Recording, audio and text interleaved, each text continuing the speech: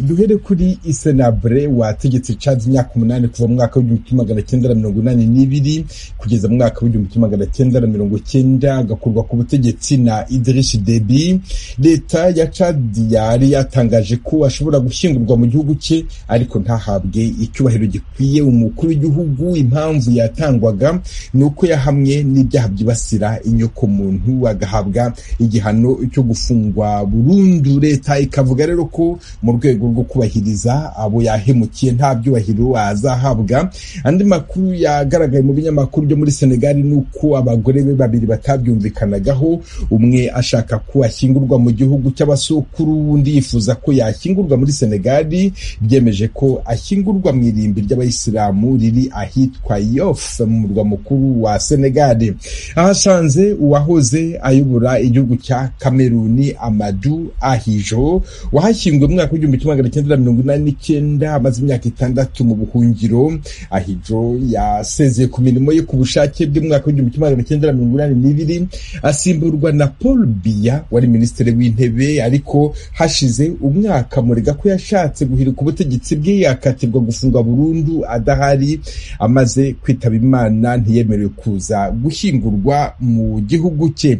Mu karere k'ibiyaga bigari mu mwaka w'1994 wari perezida w'u Rwanda Juvenal Habyarimana wari umaze imyaka 21 ku butegetsi yaguye mu mpanuka y'indege yari imutwaye ikarasirwa mu kirere cya Kanombe mu murwa mukuru Kigali. Hakurikiyeho jenoside yakorewe abatutsi igihe ingabo za FPR inkotanyi zari zigiye gufata Kigali. Umurambo wa perezida Habyarimana warahungishijwe ujyanwa ku Gisenyi aho wavuye werekeza Badolite muri Zaire, nyuma waje kujyanwa i Kinshasa. Ntabwo umuryango we wigeze usaba ko ashyingurwa mu Rwanda. Perezida Mobutu Sese Seko wari warijeje umuryango wa mugenzi we Habyarimana ko azashyingurwa mu cyubahiro mu Rwanda, nawe yahunze igihugu cye ku itariki ya 17 z'ukwezi kwa gatanu mwaka w'1997 amaze imyaka 32 ku butegetsi. Yahungiye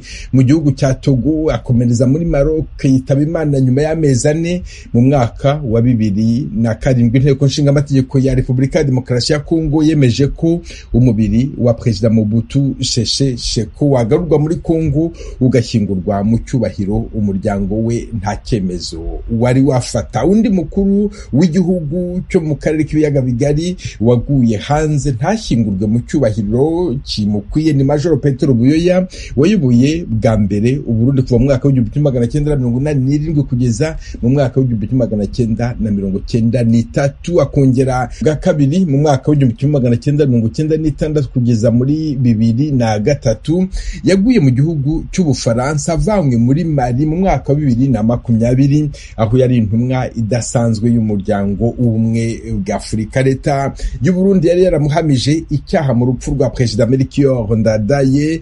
Yavuze ko ashobora gushyingurwa mu Burundi ariko nta cyubahiro gikwiye wahoze ari umukuru w'igihugu azabona. Umuryango we wahisemo kumushyingura mu gihugu cya Mali. Nyamara leta y'u Burundi yari yifuje mu mwaka wa 2012 ko uwahoze ari umwami w'u Burundi Mwambutsa wa kane watanze ari mu Busuwisi mu mwaka w'1977 aho yari yahungiye mu mwaka w'1966 akuwe ku ngoma yagarurwa mu Burundi agaherekezwa mu cyubahiro.